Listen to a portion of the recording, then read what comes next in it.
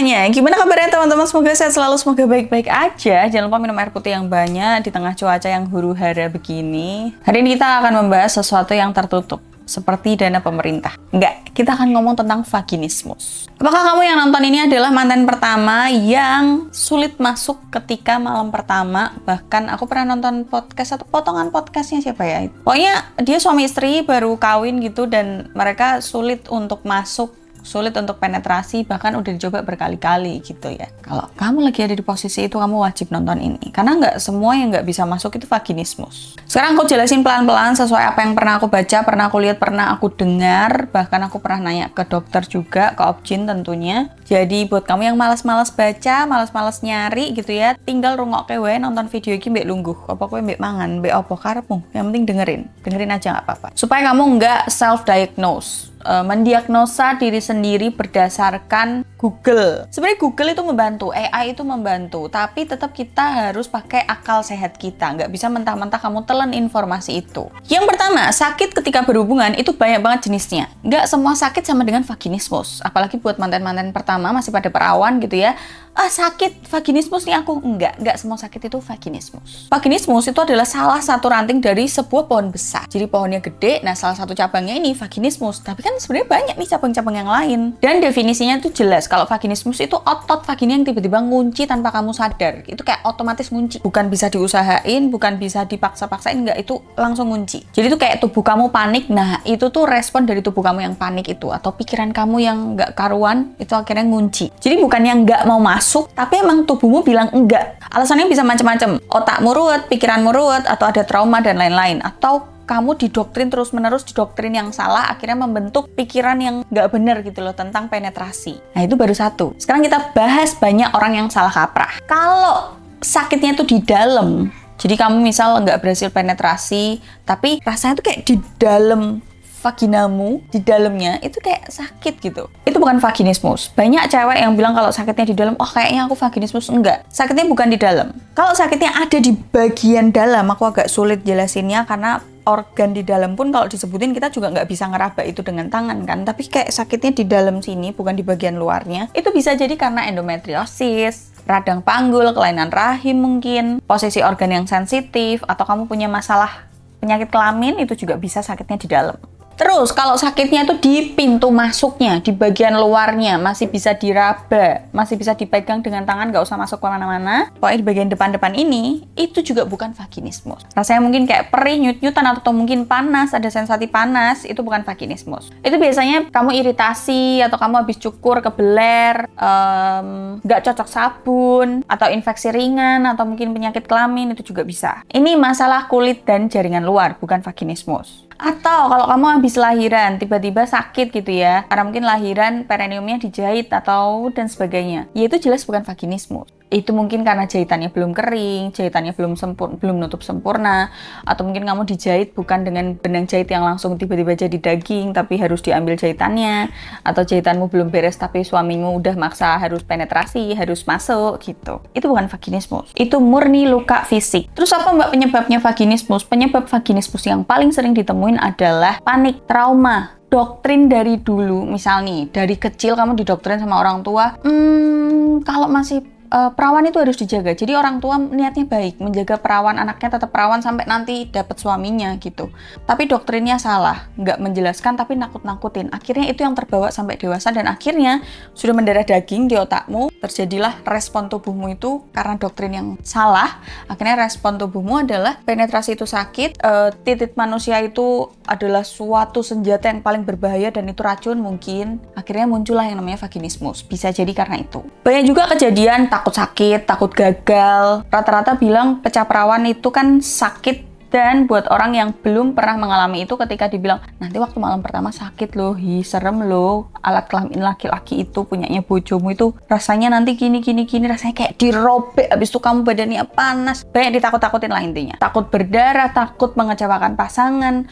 Iya, pikiran-pikiran di otak yang belum tentu kejadian. Akhirnya bikin kamu panik, dan panik itu membuat ototmu itu tidak rileks. Jadi kamu tuh kayak tegang otomatis. Jadi kamu kayak ngerespon benar-benar nolak seluruh tubuhmu tanpa kamu sadar, tanpa kamu berucap, tubuhmu udah mengeluarkan responnya. Nah, ini baru yang namanya respon takut, bukan penyakit. Dan rata-rata 90% cewek yang ngaku vaginismus itu masalahnya karena ini. Ada yang bilang kalau, Mbak, aku mantan baru udah nyoba berbagai cara, berbagai situasi, tapi tetap nggak bisa masuk. Penyebabnya kayak gini tuh sering karena otak sendiri yang terlalu berisik menurutku. Karena doktrin-doktrin dari orang tua, dari orang sekitar, pengetahuan yang kurang, sama-sama newbie, sama-sama belum tahu informasinya, sama-sama dengerin kata orang kayak, oh cewek itu gampang dimasukin kalau lagi mabuk, kata teman-temannya.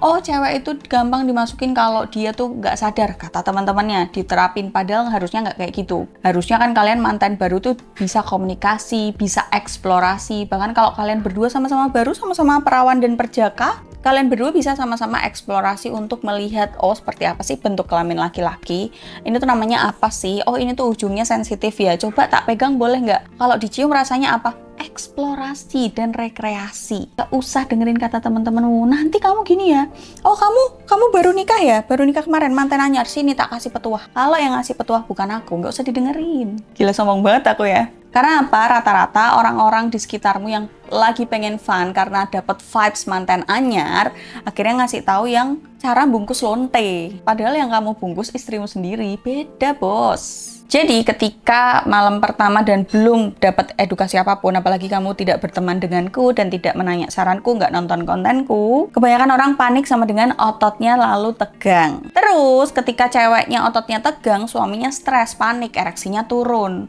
Ketika ceweknya ngelihat ereksinya turun, lu bojoku kok loyo, tambah memot, tambah stres. Setelah ngelihat istrinya tambah stres, suaminya makin turun, akhirnya nggak tegang, ngerasa bersalah mungkin, ya ampun maaf ya kok gini, akhirnya overthinking, loro-lorone, neng-nengan, dan sebagainya. Jadi, terus Mbak aku harus gimana? Pertama, nggak usah dengerin orang yang sering bungkus lonte, yang sering FWB-an di klub, yang suka jajan di luar. Nggak usah dengerin orang kayak gitu. Mau itu bapakmu sekalipun, mau itu ibumu sekalipun, komunikasi. Coba lagi. Mbak, coba laginya sampai kapan? Sampai suamimu itu tidak stres. Ketika dia stres, dia nggak fokus sama apa yang ada di depannya, ya pikirannya kemana-mana, ereksinya nggak maksimal, udah pasti. Dan buat yang cewek, coba kalian curhat sama suamimu, kamu pernah didoktrin apa aja sih tentang perawan, tentang malam pertama, dan tentang alat kelamin masing-masing. Sehingga membuat kamu, atau kamu punya trauma masa lalu, sehingga membuat kamu tegang banget nih mau penetrasi doang. Kamu harus ngelatih nih, buat cewek-cewek harus ngelatih otak kalian untuk mengafirmasi positif kalau alat kelamin laki-laki itu tidak jahat, cuman berbahaya kalau nggak dikontrol. Dia tuh nggak jahat, penetrasi itu tidak selalu sakit. Ada sakitnya tetap, namanya perawan, pecah perawan itu tetap sakit guys, tapi nggak bikin kamu mati, nggak bikin kamu lumpuh, masih sakitan digigit anjing, masih sakitan digigit kuda, masih sakitan dicabut kukunya, masih sakitan disuntik perineumnya waktu mau dijahit, masih sakitan. Banyak hal yang lebih menyakitkan di dunia ini daripada pecah perawan. Memang mungkin efeknya ada yang panas, sampai beberapa hari, lemes, dan lain-lain. Sudah pasti berdarah, ada juga yang enggak sih. Tapi nggak bikin kamu mati. Itu loh, otakmu tuh harus dikasih logika-logika kayak gitu. Kalau pecah perawan itu bikin orang mati, di dunia ini ceweknya dikit, nggak sebanyak ini. Ya kan? Bener nggak Mbak? Kalau pecah perawan itu sesakit itu, semembikin trauma itu, kenapa banyak lonte? Gitu dong logikanya.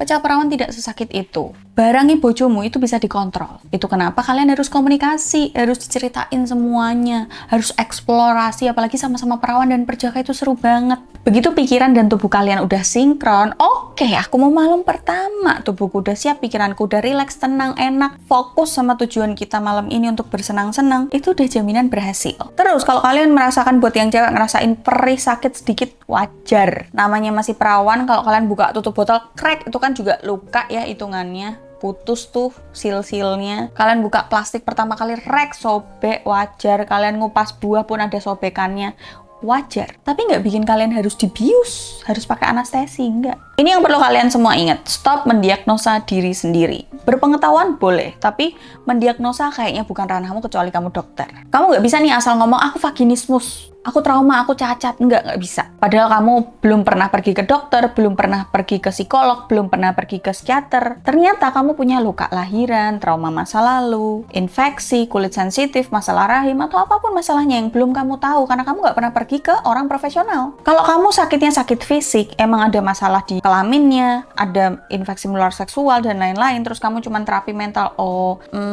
pecah perawan itu nggak sakit dan lalala melatih mentalmu, ya nggak akan sembuh itu penyakitmu. Makanya kalau sakit itu cek ke dokter, bukan ke dukun. Baru setelah dari dokter disaranin nih, oh ini bisa menempuh terapi ini, bisa menempuh obat ini. Konsultasi sekalian, dok aku nggak mau yang ini, bisa nggak kalau aku begini? Tanya sekalian, baru nyari yang pas gimana. Jadi kesimpulan yang nggak ada kesimpulannya, anak-anakku sekalian, adik-adik, dengerin tante. Sakit ketika berhubungan itu banyak sekali cabangnya. Vaginismus hanya salah satu cabangnya. Kasus vaginismus itu kombinasi panik, suami stres, otakmu belum ngerasa percaya dan aman, trauma, banyak banget faktornya. Kalau masalah otakmu dan kalau ada masalah sakit fisiknya, dua-duanya ini udah diberesin, otomatis sudah pasti bisa penetrasi. Jadi jangan buru-buru ngecap diri vaginismus, jangan buru-buru, wah aku cacat nih, aku nggak bisa ngelayani kamu, aku nggak berguna. Jangan panik dan jangan pernah percaya diagnosamu sendiri. Pergi ke dokter. Dan ingat sekali lagi, tubuhmu itu pinter. Dan tugasmu itu memahami cara kerja tubuhmu. See you in the next video. Bye.